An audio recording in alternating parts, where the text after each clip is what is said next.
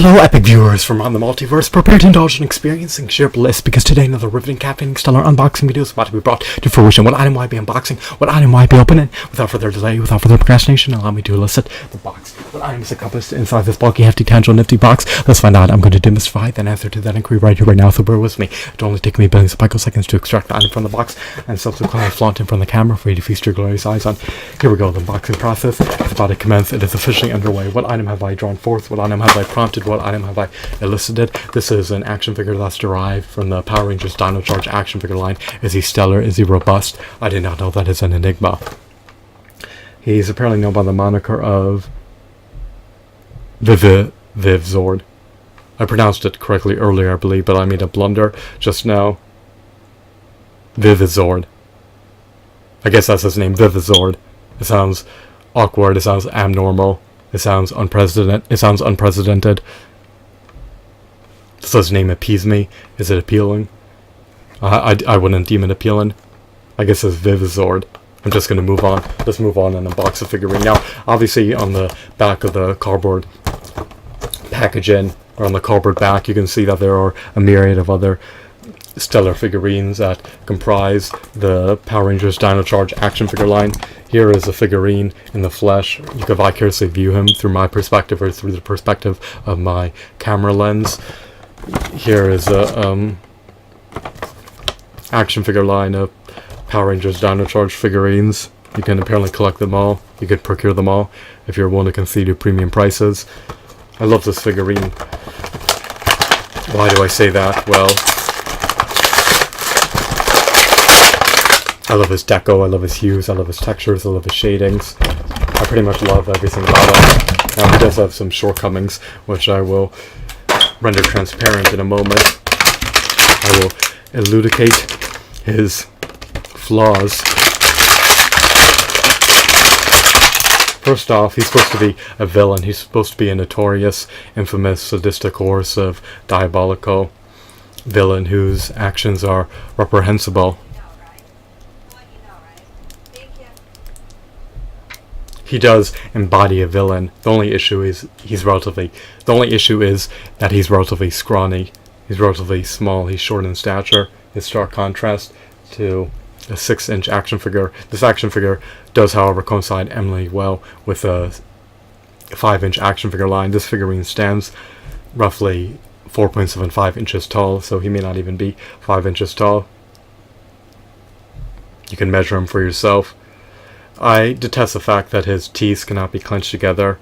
That's one of my gripes appertaining to this figurine. I also detest the fact that his tail lacks any semblance of rotation. That's another gripe appertaining to this figurine. This figurine also lacks knee joint articulation. He lacks elbow joints. He lacks finger joint articulation. So he could have used elbow joints. He could have used knee joints. He could have used a diaphragm joint. He could have utilized articulation in his tail and in his head. So he's slacking in the facet of articulation. He's also slacking in the facet of plastic. He could have been more masculine. He could have been comprised of a greater hunk of plastic. I love the scales protruding out of his back. I love his exquisite features. I love his design. He can pretty much rip his adversaries to shreds. If he can grip them with his teeth or impale them, he can penetrate through their skin.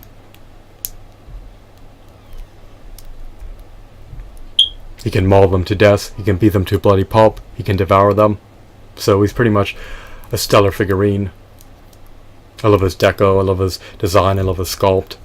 My only gripe appertaining to this figurine is that he lacks articulation in a multitude of areas, and that he's not as masculine and not as massive as I would have hoped him to be. He lacks any pegs.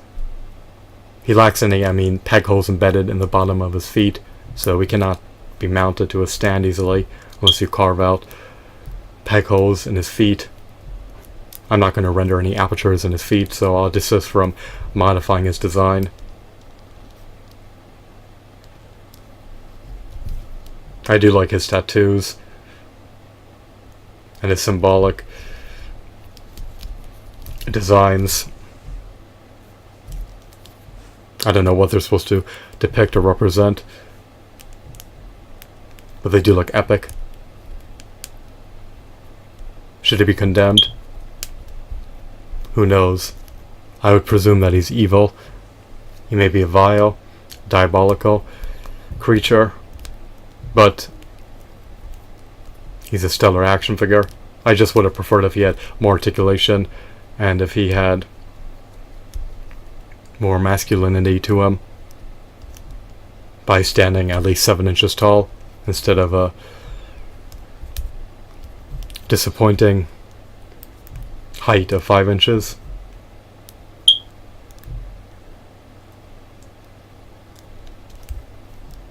He's short in stature, but that's what you can expect when you purchase a modern day action figure. The manufacturers skimp in so many facets amid churning out figurines. But for under $10, I can't complain too much. It's not the early 2000s. The standard has plunged. It has plummeted post Toy Biz becoming defunct. And since it has plummeted, and decreased exponentially, we can expect to receive inferior figurines for more expensive premium prices. So it is what it is. The calamity is over. My money has been depleted. I relinquished nearly $9 to procure that particular figurine, the aforementioned figurine. I believe his name is Vivizord. Am I right? Let's verify. I think so. The aforementioned figurine is decent. I would rate him to be 4 out of 10 as a $10 figurine. If you have a proclivity to love action figures, then the figurine may appease you a bit more than a product that deserves a 4 out of 10 rating. Since I am an avid, devout action figure fan, you can say, since I'm an avid, devout action figure collector, I have a proclivity to love action figures, so I was inclined to buy this figurine, but your inclinations, your sentiments appertaining to this figurine may be disparate from mine. Perhaps you have embellished him in your mind and convinced yourself to buy him, or perhaps your thoughts dissuade you from purchasing him. It's up to you.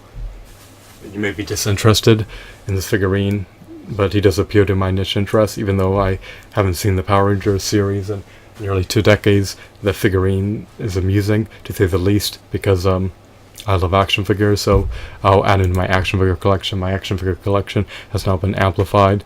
I have another action figure to clutter my shelves. I hope that you found this video to be intriguing and enthralling. Have a wonderful, marvelous day. Goodbye.